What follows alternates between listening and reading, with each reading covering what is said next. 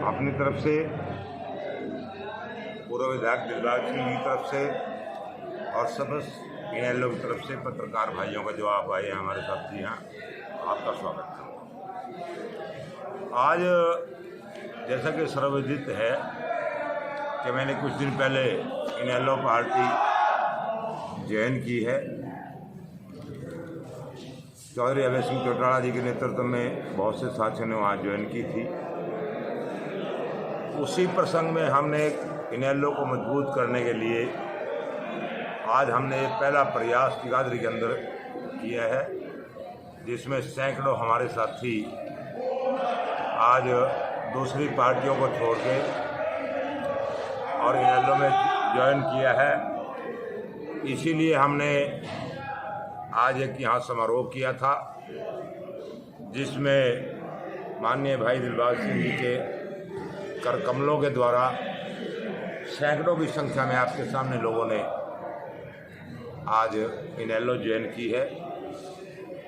इस शहर के अंदर इनेलो पार्टी का वर्चस्व थोड़ा कमज़ोर हो गया था, सारे हरियाणा में ही हो गया था, क्योंकि झूठ की राजनीति ने और कुछ कारणों ने ऐसी जगह इनेलो लाके खड़ी कर दी थी।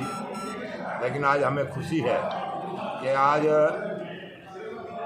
हमें सैकड़ों की संख्या में जो साथी यहाँ मिले हैं कार्यकर्ता के रूप में, ये भीड़ नहीं थी, ये वो कार्यकर्ता है जो आज इनेलो का पट्टा पहन के नेतृत्व में अभय जी के और दिलबाग जी के और हमारे साथ जुटे हैं। ये कार्यकर्ता हैं हमारे, और आगे हमारा ये एक लक्ष्य है कि जगाधरी के अंदर हम जहाँ सैकड़ों की संख्या में हमें लोगों को इनेलो ज्वाइन कराई है, हम बहुत जल्दी 2-3 महीने के अंदर हज़ारों की संख्या में यहाँ बहुत से कार्यकर्ताओं को ज्वाइन करा कर कार्यकर्ता बना के पार्टी की नीतियाँ समझा के और पार्टी को यहाँ मजबूत करेंगे।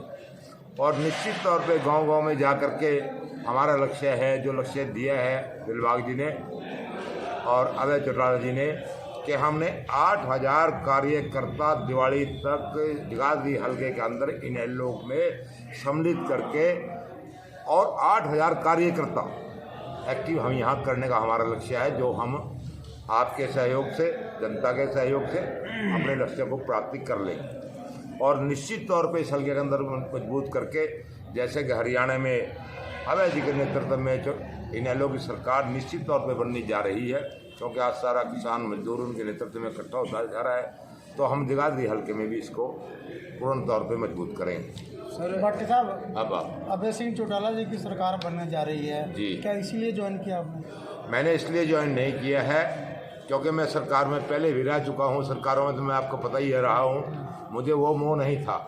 लेकिन आज देश के अंदर और प्रदेश के अंदर विशेषकर जो किसानों की दुर्दशा हो रही है, मजदूरों की हो रही है, छोटे व्यापारी की हो रही है, मैंने चारों तरफ झांक के, जब कांग्रेस के कुछ नेता, मुझे इसमें कोई हर्ज कहने में नहीं है, कांग्रेस के कुछ नेता बीजेपी से सफारी लेके कांग्रेस का ही नुकसान करते हैं, तो कांग्रेस सत्ता में आने वाली नहीं है। और सिर्फ इनेलो ही पार्टी ऐसी है जो आज अभय जी लड़के इस बीजेपी के आतताई लोगों से और कांग्रेस की जो मिली भगत की राजनीति है उससे पीछा छुड़ा के किसान और मजदूर का, जो काम करने वाला आदमी छोटे मजदूर का भला कर सकती है, इसलिए मैंने ज्वाइन किया। लोग ये भी कयास लगा रहे हैं कि गोपाल सिंह भाटी ने इनेलो में शामिल होकर टिकट कंफर्म कर लिया। मैं आप में इस बात के गवाह है कि मैं कांग्रेस का बहुत सीनियर नेता था और मैंने 3 बार कांग्रेस बनाई है। 2004 में मैं आया तो जीरो पे कांग्रेस थी, जो सारे जिले में मैंने बनाई थी, कुरुक्षेत्र में मैंने बनाई थी। लेकिन किन्हीं वजहों से और किन्हीं कारणों से अपनी बात पे मैंने कांग्रेस मजबूत करने के लिए मैंने कांग्रेस का टिकट अप्लाई नहीं किया था कभी। एक बार अप्लाई किया, तभी मेरे को टिकट मिल गया था। मैं सत्ता का MLA विधायक बनने के उसमें नहीं हूँ, मेरे तो भाई पहले ही विधायक है। मैं तो खुद अपने आप को विधायक ही समझता हूँ, तो किसी पार्टी में ना भी हूँ। मैं विधायक बनने के लिए नहीं हूँ, मुझे तो आम कार्यकर्ता की तरह काम करने की आता है, वैसे ही करूँगा, लेकिन इनेलो को मजबूत करूँगा। क्या मुझे वो टिकट दें, लड़ूँगा, यहाँ से देते हो, यहाँ से दे दे, मेरे जरूरत तो दे दे, वहाँ जाके लड़ लूँगा। मैं तो उद्धव के खिलाफ लड़ लूँगा, वो तो पार्टी का फैसला है। टिकट देंगे लड़ लूँगा, नहीं देंगे नहीं लड़ूँगा। मैं पार्टी 40 साल वो नहीं छोड़ दी, अब अपने जीवन भर इनेलो को नहीं छोड़ूँगा, ये मेरा वादा है। सर, आज एक बात देखने को मिली, युवा वर्ग का बहुत समर्थन है इस पार्टी को, बहुत ज्वाइनिंग हुई है। युवा वर्ग क्या कुछ सोच के इसमें आ रहा है और मान सम्मान इस पार्टी से ऐसा है, आज युवा के हाथ से रोजगार छिन गया, नौकरी छिन गई। नौकरी कहाँ जा रही है बच्चों की? ये बेरोजगार बच्चे सड़कों के आगे। हमारी इनेलो की ही राजनीति ऐसी है। इनेलो में अभय जी चौटाला जी ने जो कहा है, इन्होंने अपने चुनाव में कहा था पहले कि हम उन 40 और 50% नंबर लेने वाले बच्चों को, गांव वालों को रोजगार अलग पॉलिसी के तहत देंगे। ये बच्चे अगर आज इनको रोजगार नहीं देंगे, डकैती चोरियों पे चले जाएंगे। इसलिए नौजवान बच्चे को उम्मीद यहाँ नजर आ रही है। फिर खुद युवा हैं, दिलबाग जी युवा हैं, अभय चौटाला जी युवा हैं, वो तो 75 साल के हुड्डा जी हैं, 65 साल 70 साल के वो हैं खट्टर जी। युवा तो युवा के साथ लगेंगे। बड़े लोग मेरे साथ यहाँ आज ज्वाइन करके युवा इनकी वजह से करके, ये युवा है हमारे विधायक।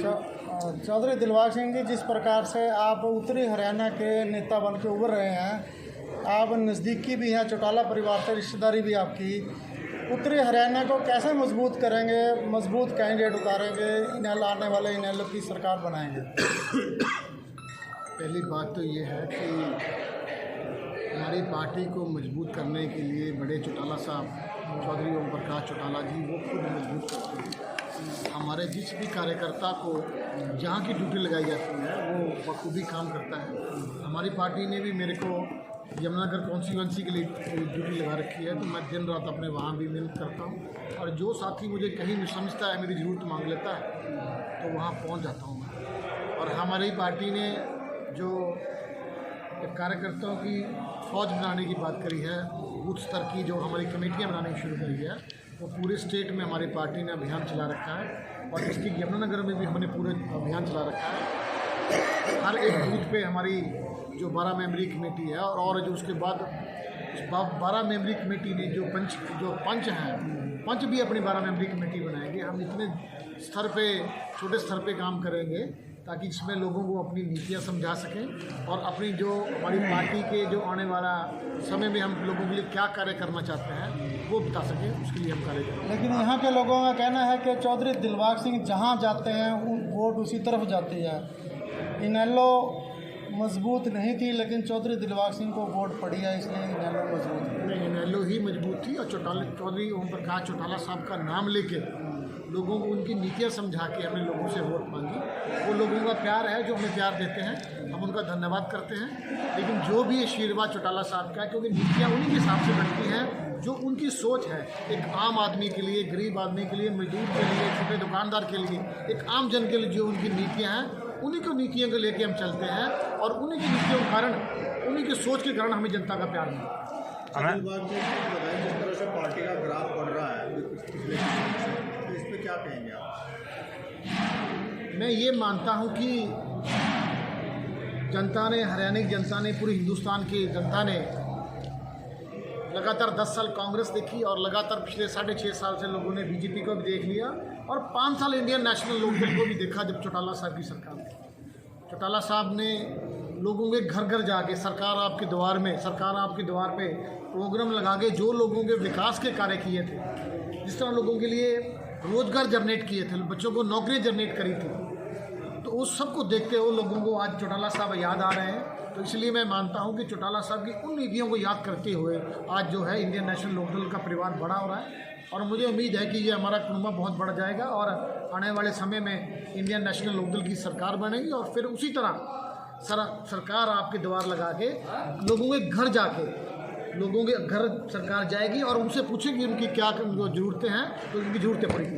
एमएलए साहब, आपकी रैलियों में भीड़ बहुत देखने को मिलती है, पिछले 5 साल से भी हम लोग देख रहे हैं, लेकिन आखिरकार वजह क्या है कि जब चुनाव आता है तो मतदाता 2 खेमों में बढ़ जाता है, राष्ट्रवाद में और सेकुलरिज्म में। इनेलो तो वहाँ कहीं खड़ी नज़र आती नहीं है, वजह क्या है इसकी? सबसे बड़ा कारण उसमें आप लोग हो।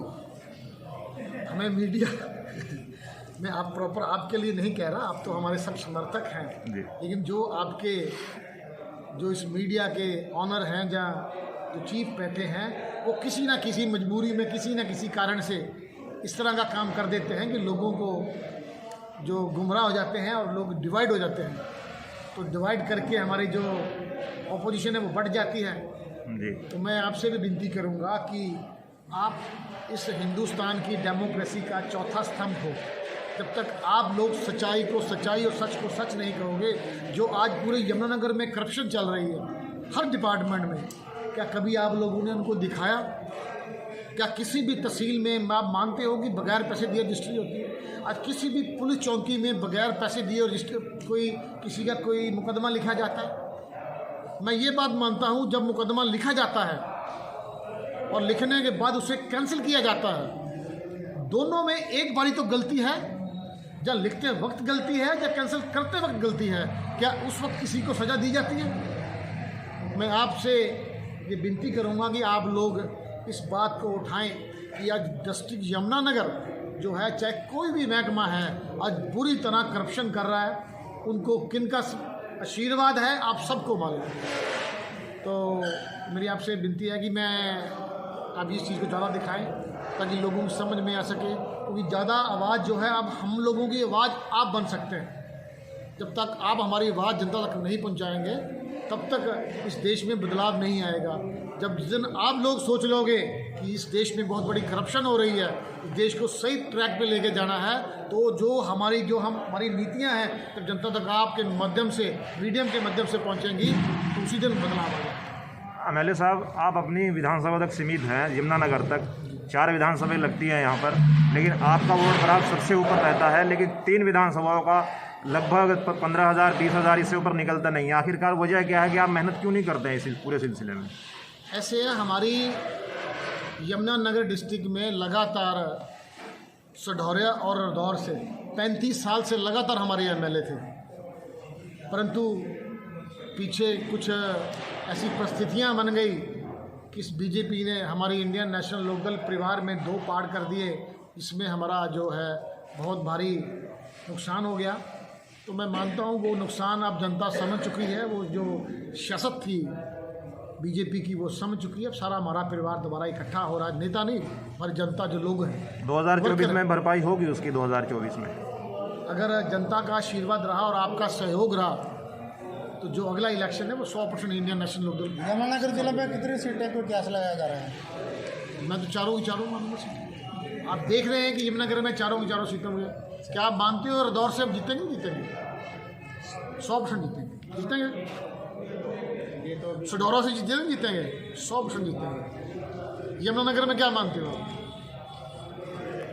हमने तो कहा है यमुनानगर में, तो यमुनानगर तो आपकी वजह से मजबूत है तो सबको, लेकिन जगाधरी सढौरा रदौर भी हम 100% जीतेंगे जब आप लोग हमारे साथ हो और जनता के बीच में जाएंगे, उनको समझाएंगे, पार्टी की नीतियां समझाएंगे और लोगों को बताएंगे कि पिछले 15-16 साल से क्या हो रहा, 10 साल कांग्रेस ने क्या किया और ये 6 साल में बीजेपी ने क्या किया। सारी बातें लोगों के सामने उजागर होंगी। तो मैं ये मानता हूँ कि लोग इंडियन नेशनल लोकदल को अपना आशीर्वाद और सहयोग देंगे ताकि ये सरकार जनता की सरकार हो। बहुत बहुत धन्यवाद।